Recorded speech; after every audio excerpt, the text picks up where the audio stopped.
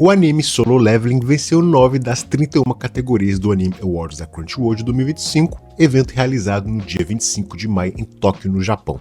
A obra foi premiada nas categorias de Anime do Ano, Melhor Série Estreante, Melhor Animação de Ação, Melhor Personagem Principal, Melhor Trilha Sonora, Melhor Encerramento, além de levar o prêmio de Melhor Performance de Voz em português, inglês e castelhano.